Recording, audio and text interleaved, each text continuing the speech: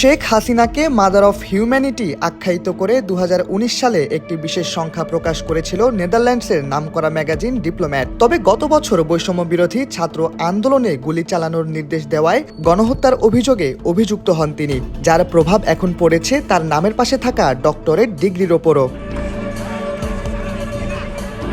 গণহত্যার দায়ে অভিযুক্ত থাকায় এবার শেখ হাসিনার আইন বিষয়ক ডিগ্রিটি পুনর্বিবেচনায় নিয়েছে অস্ট্রেলিয়ান ন্যাশনাল ইউনিভার্সিটির অনারারি কমিটি। তারা বলছে, বৈষম্য বিরোধী ছাত্র আন্দোলনে গণহত্যার দায়ে অভিযুক্ত হওয়ায় তার ডিগ্রিটি আবারও বিবেচনায় নেওয়া হয়েছে।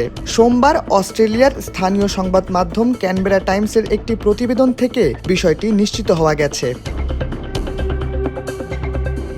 1999 সালে শেখ হাসিনাকে ডক্টরেট অফ ল ডিগ্রিতে ভূষিত করেছিল Australian national university ANU। Canberra টাইমসের প্রতিবেদন থেকে শেখ হাসিনার ডিগ্রি পুনর্বিবেচনায় নেওয়ার পাশাপাশি আরও জানা যায়, তার নামে থাকা মানবতাবিরোধী অপরাধ, গুম, খুন, হত্যার অভিযোগগুলো বিশেষভাবে বিবেচনায় নেওয়া হয়েছে। প্রতিবেদনে স্পষ্টভাবে উল্লেখ করা হয়েছে, শেখ হাসিনার নির্দেশে 1000-এরও বেশি শিক্ষার্থীকে হত্যা করা হয়েছে বৈষম্যবিরোধী ছাত্র আন্দোলনে।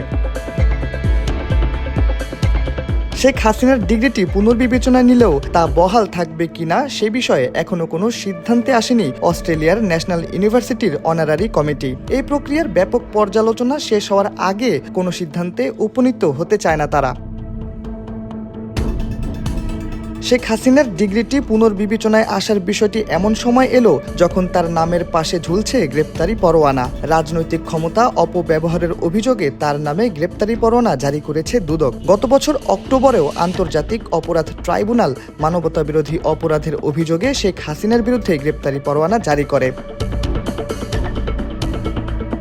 শেখ হাসিনার এমন মানবতা বিরোধী অপরাধগুলো বিবেচনায় এনেই তার ডিগ্রি পুনর্বিবেচনায় নেওয়ার কথা ভাবছে অস্ট্রেলিয়ার ওই বিশ্ববিদ্যালয়টি। প্রতিষ্ঠানটির একজন মুখপাত্র জানিয়েছেন, কাউকে ডিগ্রি দেওয়ার পর তা ফিরিয়ে নেওয়ার ঘটনা আগে ঘটেনি। শেখ হাসিনার বিরুদ্ধে পর্যালোচনা শেষে যদি ডিগ্রি বাতিলের সিদ্ধান্ত নেওয়া হয়, তবে তা হবে বিশ্ববিদ্যালয়টির জন্য নজিরবিহীন ঘটনা।